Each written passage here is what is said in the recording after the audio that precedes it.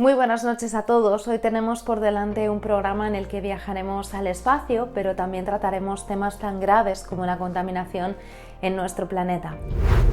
Comenzaremos viajando hasta la estrella más cercana, Próxima Centauri, porque al fin se ha logrado desvelar el misterio de una curiosa señal que fue detectada el año pasado. De ahí volveremos a nuestro sistema solar, al planeta gigante Júpiter, porque se han hecho nuevos descubrimientos y hallazgos en torno a la Gran Mancha Roja, una enorme tormenta que existe en este planeta y que se mantiene por siglos. Una vez en la Tierra, analizaremos los niveles récords de las emisiones de gases de efecto invernadero y hablaremos de cómo la basura espacial puede afectar a nuestro día a día. Terminaremos con una entrevista sobre la cumbre de cambio climático. Comenzamos, ahora sí, esta noche, Espacio Ciencia. En diciembre del año pasado, los medios informaron de una señal intrigante. Fue detectada a través del proyecto Breakthrough Listen, un proyecto que busca encontrar vida fuera de la Tierra o señales de ella. La señal fue llamada BLC-1 y no parecía ser el resultado de ninguna actividad astrofísica reconocible ni de ninguna interferencia familiar basada en la Tierra. La señal, con ondas de radio de 982 MHz, fue clasificada como una posible señal de tecnología alienígena y rara vez algo así es producido por satélites o aviones. Sin embargo, ahora los científicos confirman que no es una señal de vida inteligente más allá de la Tierra. La historia de BLC-1 comienza en abril de 2019, cuando Andrew Thicke, que en ese momento era estudiante de doctorado en la Universidad de Sydney, comenzó a observar la estrella cercana Próxima Centauri con múltiples telescopios para buscar actividad. A 4,22 años luz de distancia, Próxima Centauri es nuestro vecino estelar más cercano, pero es demasiado débil para verlo a simple vista. Su masa es aproximadamente un octavo respecto a la del Sol y creímos haber recibido una extraña señal procedente de la misma. La señal fue detectada por el Observatorio Parkes en Australia, con un radiotelescopio de 64 metros. Esta señal no estaba modulada ni obedecía a ningún tipo de patrón, tan solo se dio una vez y sin repeticiones, algo poco habitual. Sin embargo, después de que la señal no reapareciera en observaciones posteriores, los investigadores se dieron a la tarea de examinar de nuevo los datos, encontrando que el programa de clasificación automática había pasado por alto varias señales muy similares, pero que se encontraban en frecuencias diferentes. Una investigación revela que no es más que un producto de intermodulación a la deriva electrónica de interferentes locales y variables en el tiempo, alineados con la cadencia de observación. En resumidas palabras, una interferencia generada en la Tierra, aunque no se conoce qué ni cómo la causó. Esta no es la primera vez que se confunde una tecnología humana, eso sí, con señales extraterrestres. Pero ya que hablamos de Próxima Centauri, os contaré que es una de las candidatas a visitar dentro de unos siglos. Podría ocurrir en el año 2254, no sin antes visitar Saturno antes entre 2076 y 2086 junto con Júpiter. Se prevé que en 2270 visitemos Tau Ceti, a 12 años luz de la Tierra, y 20 años más tarde, en 2290, estaremos en condiciones de enviar astronautas al sistema planetario de TRAPPIST-1, a cerca de 40 años luz de distancia, que cuenta con hasta 7 planetas rocosos. Casi un siglo después, hacia 2383, estaremos en condiciones de alcanzar cualquier destino hasta unos 15.000 años luz de distancia de la Tierra. Seguimos en el espacio para viajar a la tormenta más poderosa de nuestro sistema solar, la Gran Mancha Roja de Júpiter, porque se han revelado algunos hallazgos increíbles. Es difícil imaginar la gran escala de la Gran Mancha Roja de Júpiter desde aquí en la Tierra, porque la tormenta es tan grande que podría tragarse nuestro planeta. La Gran Mancha Roja es una tormenta de aproximadamente 16.000 kilómetros de ancho que se agita en el hemisferio sur de Júpiter con nubes de color carmesí que giran en sentido contrario a las agujas del reloj a altas velocidades. La Gran Mancha Roja fue observada por primera vez por el científico inglés Robert Hooke en el siglo XVII. No obstante, no parecen existir informes posteriores de la observación de tal fenómeno hasta el siglo XIX, siendo monitoreado desde 1830. En todo caso, varía mucho tanto de color como de tamaño, habiendo decrecido de manera importante desde comienzos del siglo XX. Inicialmente se pensó que la Gran Mancha Roja era la cima de una montaña gigantesca o una meseta que sobresalía por encima de las nubes. Esta idea fue rechazada en el siglo XIX al constatarse, por medio de la espectroscopía, la composición de hidrógeno y helio de la atmósfera y determinarse que efectivamente se trataba de un planeta fluido. La Gran Mancha Roja de Júpiter es una enorme tormenta ovalada ubicada en el hemisferio sur del planeta. Se caracteriza por una fuerte rotación anticiclónica que hace que las nubes que la conforman giren en sentido contrario a las agujas del reloj, circulando a la Gran Mancha Roja en 4 o 6 días. Cerca del centro, los movimientos son mucho más caóticos.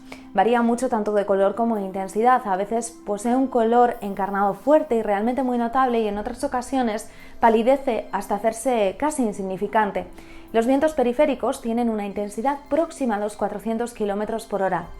Es desde luego una de las maravillas del sistema solar y existe desde hace siglos, pero los científicos hasta ahora han tenido poca comprensión de lo que hay debajo de su superficie. Ahora resulta que la Gran Mancha Roja no es solo ancha, sino también profunda, un poco más profunda de lo que se esperaba. Los datos de la nave espacial Juno de la NASA han demostrado que la gigantesca tormenta se extiende hacia las profundidades hasta los 350-500 kilómetros desde las cimas de las nubes de Júpiter. Y la vorágine de Júpiter está vinculada a chorros que van mucho más profundo, insinuando que las atmósferas superior e inferior del planeta gigante están unidas. Estos hallazgos se producen gracias a dos grupos de científicos que analizaron los datos recopilados por dos instrumentos de Juno diferentes. El grupo midió la gravedad de la Gran Mancha Roja detectando fluctuaciones en el campo gravitatorio de Júpiter, suficientes para que controlaran la profundidad de la tormenta. Un instrumento llamado radiómetro de microondas permitió a los científicos mirar debajo de las nubes de Júpiter e investigar la estructura de sus numerosas tormentas de vórtices, incluida la Gran Mancha Roja, mostrando que existen muy profundas nubosidades que arraigan hasta dentro del planeta, más de lo esperado. Los datos nos han mostrado que en este gran planeta es posible que esta Gran Mancha Roja sea más profunda de lo que se espera. El gigante gaseoso Júpiter es tan grande que 1000 tierras podrían caber dentro de él. Esto ha sido básicamente un relato tridimensional a través de esa atmósfera de Júpiter. El planeta, conocido como gigante gaseoso, está compuesto principalmente de hidrógeno y de helio, con rastros de otros gases. Juno ha estado orbitando Júpiter desde 2016, obteniendo información sobre su atmósfera, estructura interior, campo magnético interno y la región que lo rodea creada por su magnetismo interno. Juno también volará por las grandes lunas de Júpiter, Europa e Io, y explorará los pequeños anillos alrededor del planeta. La Gran Mancha Roja ha evolucionado en los últimos años, ha evolucionado con el tiempo y vemos que hay indicios de que puede estar disminuyendo de tamaño. Los gases de efecto invernadero son componentes gaseosos de la atmósfera, naturales o antropogénicos, que absorben y emiten radiación en determinadas longitudes de onda del espectro de radiación térmica emitida por la superficie de la Tierra, por la propia atmósfera y por las nubes. Esta propiedad da lugar a lo que conocemos como efecto invernadero. Los gases de efecto invernadero primarios de la atmósfera terrestre son el vapor de agua, el dióxido de carbono, el metano, el óxido nitroso y el ozono, además del dióxido de carbono y otros gases añadidos por la actividad humana. La atmósfera tiene además cierto número de gases de efecto invernadero de origen antropogénico, como los halocarbonos u otras sustancias que contienen cloro y bromo, junto con el hexafluoruro de azufre, los hidrofluorocarbonos y los perfluorocarbonos. Las concentraciones de los gases de efecto invernadero en la atmósfera han alcanzado niveles récords el año pasado, según las Naciones Unidas. Ni la pandemia ni los planes de lucha contra el cambio climático vigentes han tenido un impacto determinante en la concentración de los gases de efecto invernadero en la atmósfera, y esa acumulación ha alcanzado niveles nunca vistos por el ser humano. Para hallar una concentración de dióxido de carbono similar a la actual, hay que retroceder entre 3 y 5 millones de años, según el secretario general de la Organización Meteorológica Mundial. La Organización Meteorológica Mundial de las Naciones Unidas ha lanzado, por lo tanto, una dura advertencia, y es que el continuo aumento de las emisiones de gases de efecto invernadero daría lugar a un clima más extremo y a impactos de amplio alcance en el medio ambiente, la economía y la humanidad. La concentración de dióxido de carbono en la atmósfera alcanzó en 2020 las 413,2 partes por millón. Esto supone un 48,6% más que en los niveles preindustriales. En 1750 la concentración era de 278 partes por millón.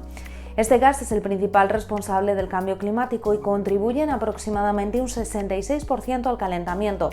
La tendencia ha continuado durante 2021. El pasado julio se registró en el observatorio de Mauna Loa, en Hawái, 416,96 partes por millón frente a las 414 que se registraron en julio de 2020. En el caso del óxido nitroso, un potente gas de efecto invernadero, las concentraciones en la atmósfera llegaron el pasado año a las 333 partes por mil, un 23% más que en los niveles preindustriales. El tercero de los gases que analiza la Organización Meteorológica Mundial es el metano, cuya presencia en la atmósfera alcanzó en 2020 las 1.889 partes por mil millones, lo que supone un 162% más que antes de la revolución industrial. Hay que saber que el metano es un potente gas de efecto invernadero que permanece en la atmósfera alrededor de una década. Es responsable de aproximadamente el 25% del calentamiento global y muchos expertos y gobiernos lo han puesto en el punto de mira en la lucha contra el calentamiento global. Pero el principal objetivo de esta lucha contra la crisis climática sigue siendo el dióxido de carbono, que es menos potente que el metano, pero tiene una mayor presencia en la atmósfera y se prolonga en el tiempo durante mucho más. Muchas naciones están anunciando que para mediados de siglo alcanzarán las emisiones netas a cero, pero el problema es que para conseguir cumplir esas metas a mediados de siglo se necesitan planes urgentes e inmediatos en esta década. Y de basura contaminante nos vamos a basura espacial. Hoy también os queremos hablar de toda la basura que se encuentra alrededor de nuestro planeta. Según la NASA, hay más de 20.000 trozos de residuos más grandes que una pelota de béisbol orbitando alrededor de la Tierra y más de 500.000 que son algo más grandes que el tamaño de una canica. Hay además más de 100 millones de partículas de tamaño menor de 1 milímetro. Estas partículas viajan a más de 28.000 km por hora. En total suman unas 7.000 toneladas de desperdicios, de los cuales la NASA estima que caen una pieza cada día a la Tierra, lo que supone entre 50 y 100 toneladas al año de residuos que impactan en nuestro planeta. Cuando un objeto o cuerpo entra en la atmósfera, puede hacerlo de dos maneras: con una entrada incontrolada, como la de algunos desechos espaciales, bólidos u objetos astronómicos, o la entrada controlada de una nave espacial u objeto que puede ser guiado. Los objetos que entran en una atmósfera experimentan resistencia atmosférica, que ejerce una presión mecánica sobre el objeto, y el calentamiento aerodinámico causado sobre todo por la compresión del aire frente a ese objeto y por la resistencia o fuerza de rozamiento. Estas fuerzas actúan en conjunto y pueden causar que pierda algo de masa o que se desintegre por completo, dependiendo del tamaño. Algunos objetos con menor resistencia a esta compresión pueden incluso explotar. Es por ello que los vehículos espaciales tripulados deben disminuir su velocidad y ralentizarse para que puedan desplegar paracaídas o frenos neumáticos. Para la Tierra, la entrada en la atmósfera se produce a una altitud de unos 100 km sobre la superficie, en lo que se conoce como línea de Kármán, que es básicamente un intento de definir un límite entre la atmósfera terrestre y el espacio exterior, algo que tiene bastante base y en términos de legalidad y medidas reglamentarias. En un esfuerzo global por reducir los desechos espaciales, muchos equipos de misiones satelitales son capaces de maniobrar con seguridad a los satélites retirados de vuelta a la atmósfera de la Tierra para que ocurra una de las dos cosas. Para los satélites que orbitan cerca de la Tierra, los operadores reducen la órbita de un satélite dado de baja altitud para que pueda entrar naturalmente en la atmósfera dentro de unos 25 años. Es lo conocido como la regla de 25 años. A medida que el satélite comienza a caer hacia la Tierra y pierde altitud, la compresión y la fricción en la densa región de la atmósfera más cercana a la Tierra genera mucho calor y esta quema la mayor parte de la maquinaria satelital. Si el satélite tiene suficiente combustible, puede volver a través de la atmósfera y estrellarse contra el océano. Esta ubicación en el Océano Pacífico, donde suelen caer los satélites, tiene muchos nombres, entre ellos el punto Nemo, que en latín significa nadie, o el polo oceánico de inaccesibilidad. Este lugar se define como un lugar que ofrece una máxima distancia o dificultad de acceso. Por ejemplo, tenemos un polo de inaccesibilidad en Eurasia, el lugar más alejado del mar en la superficie en la Tierra, en un desierto de China y a 2.648 kilómetros del mar. Pues bien, el punto Nemo es uno de estos puntos. Es un cementerio espacial donde se lanzan objetos de chatarra espacial. De hecho, allí yacen precisamente los restos de la antigua estación Mir, la desmantelada estación espacial rusa de origen soviético. Desde el comienzo de la era espacial en 1957, toneladas de cohetes, naves espaciales e instrumentos han sido lanzados al espacio. Inicialmente no había ningún plan para qué hacer con ellos al final de sus vidas. Desde entonces el número ha seguido aumentando y las explosiones y colisiones en el espacio han creado cientos de miles de fragmentos de desechos peligrosos. Pero a medida que se lanzan más y más satélites y naves espaciales, ¿la órbita terrestre se convertirá en un peligroso lugar lleno de chatarra? Las agencias espaciales de todo el mundo están trabajando para asegurarse de que eso no suceda. Desde 1988, Estados Unidos ha tenido una política oficial para minimizar la creación de nuevos desechos orbitales. Las agencias espaciales rusas, japonesas, francesas y europeas también tienen políticas de mitigación de desechos y se están haciendo varias cosas para reducir el problema de los desechos espaciales. El número de desechos, su masa combinada y el área total que ocupan han crecido sin parar desde el comienzo de la era espacial. Esta tendencia se ha visto avivada por el gran número de naves y etapas de cohetes que se han desintegrado en órbita. El área total que ocupa la basura espacial es importante, ya que está directamente relacionada con el número de colisiones que se esperan en el futuro. Según están las cosas, se prevé que las colisiones entre desechos espaciales y satélites en funcionamiento pasen a ser la fuente principal de generación de residuos, superando a las explosiones. La continua generación de basura espacial acabará provocando lo que se llama el síndrome de Kessler, cuando la densidad de los objetos en la órbita baja terrestre sea lo suficientemente elevada como para que las colisiones entre objetos y desechos creen un efecto cascada en el que cada impacto genere nuevos residuos que a su vez aumenten la probabilidad de nuevas colisiones, el problema será mayor. Llegados a este punto, ciertas órbitas alrededor de la Tierra se volverían completamente inhóspitas. La basura espacial es muy difícil de tratar directamente debido a las altas velocidades en sus órbitas y el pequeño tamaño de la mayor parte de la basura. Esto hace que la recuperación y eliminación sea extremadamente difícil y muy poco probable. Y de esta basura espacial nos vamos a una interesantísima entrevista sobre la cumbre de cambio climático COP26.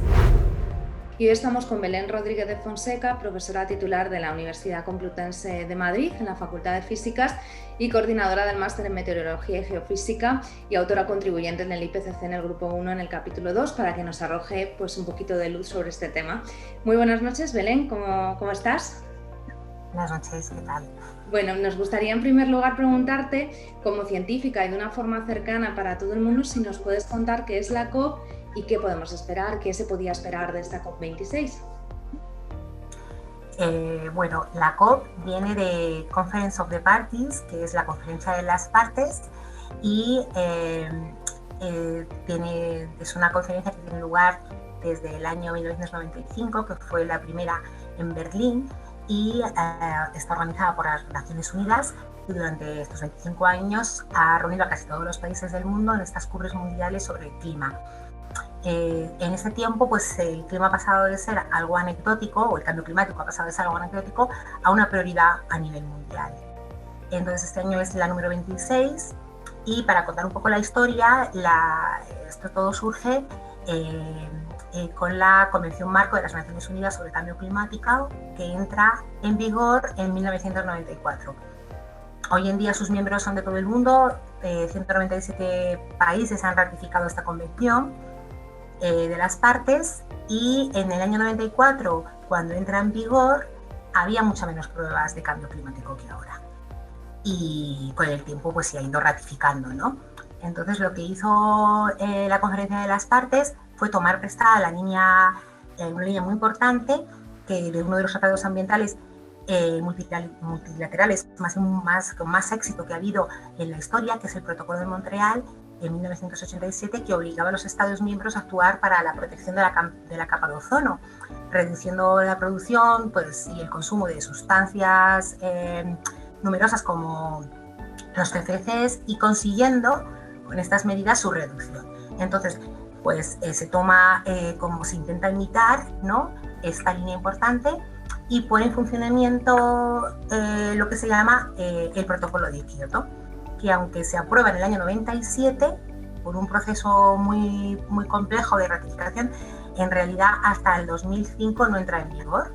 Y ahora mismo en el Protocolo de Kioto hay 192 partes y los países se comprometían, los países industrializados, a limitar y a reducir las emisiones de gases de efecto invernadero de conformidad con una serie de metas individuales acordadas.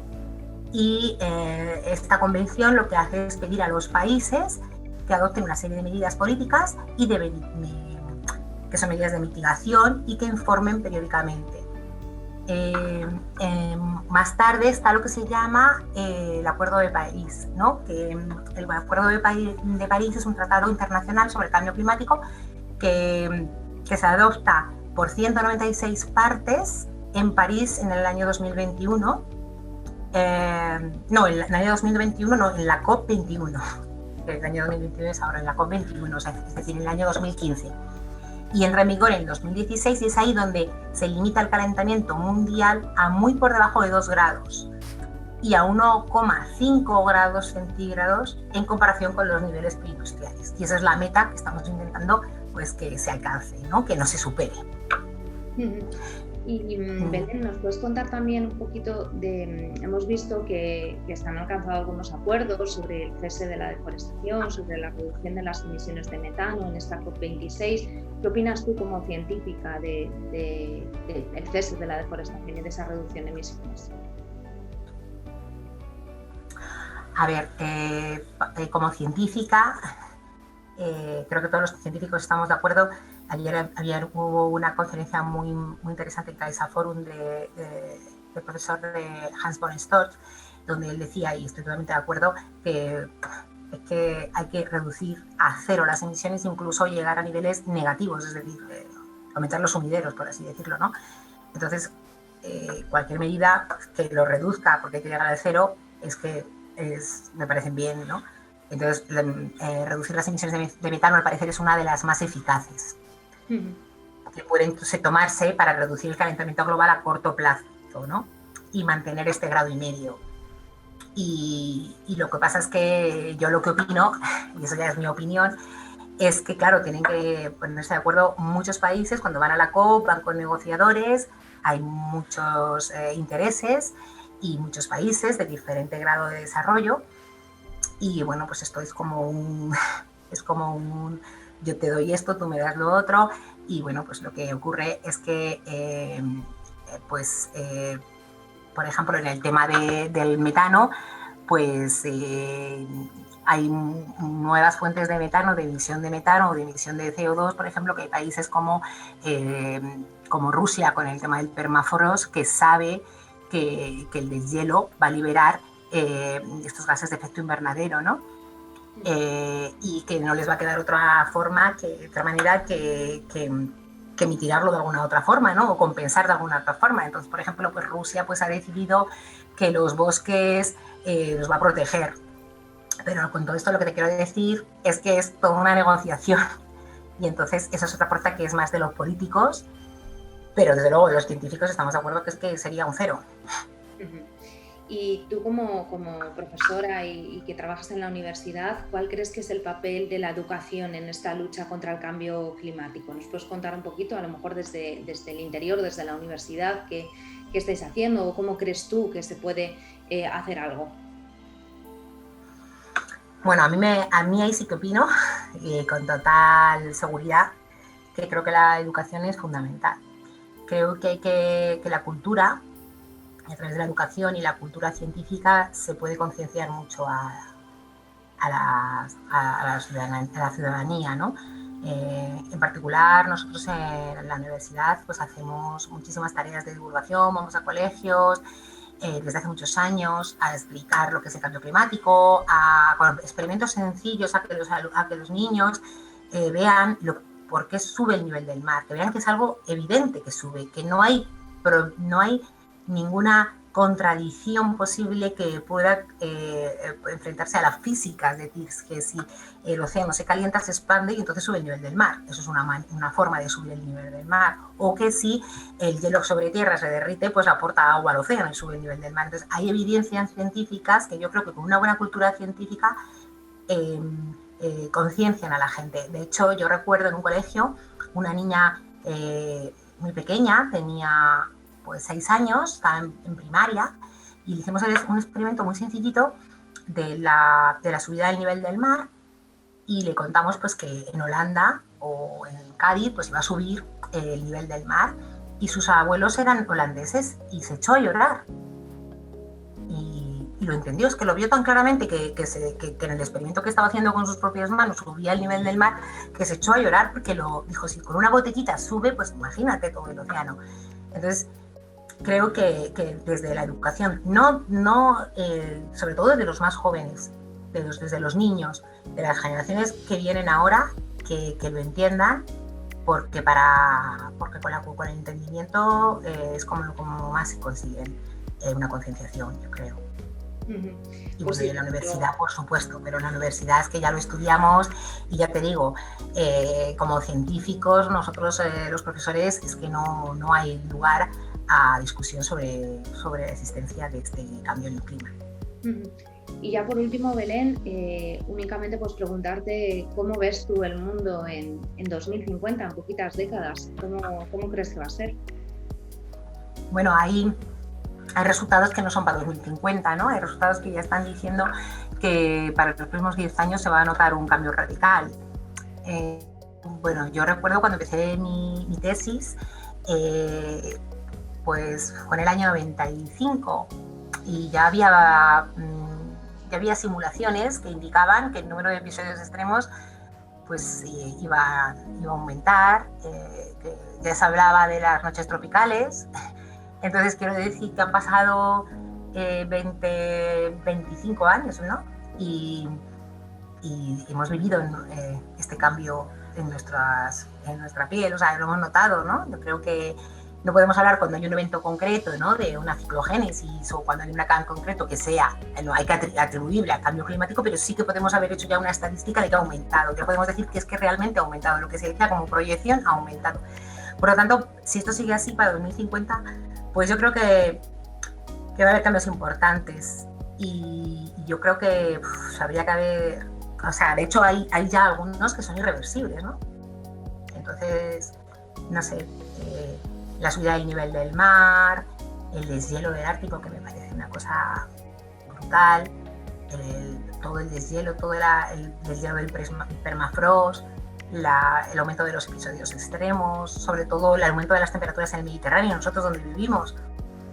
Eso me parece que sí, pero que el año 2050 pues podemos encontrarnos algunas regiones del planeta muy diferentes, ¿no? Y como lo veo es que creo que tenemos que cambiar mucho las personas también.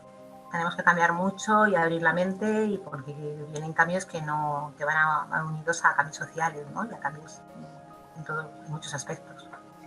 Pues sí, la verdad es que sí, tenemos mucho que hacer por delante, así que bueno, muchísimas gracias por acompañarnos, Belén, y nos veremos pronto, seguro. Gracias. Vale, gracias. Y terminamos, como siempre, con una mención especial a una científica relevante en nuestra historia, Jocelyn Bell. En 1968, la prestigiosa revista Nature publicó un artículo que informaba sobre la medición de una radiación muy particular proveniente del espacio estelar que podría haber sido producida por otra forma de vida inteligente.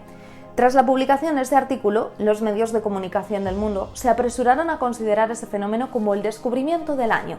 Sin embargo, hubo un elemento relacionado que acaparó la atención de los medios de modo más significativo, si cabe, que el descubrimiento en sí mismo: el hecho de que una joven mujer estudiante de doctorado hubiera estado involucrada en la medición de la radiación.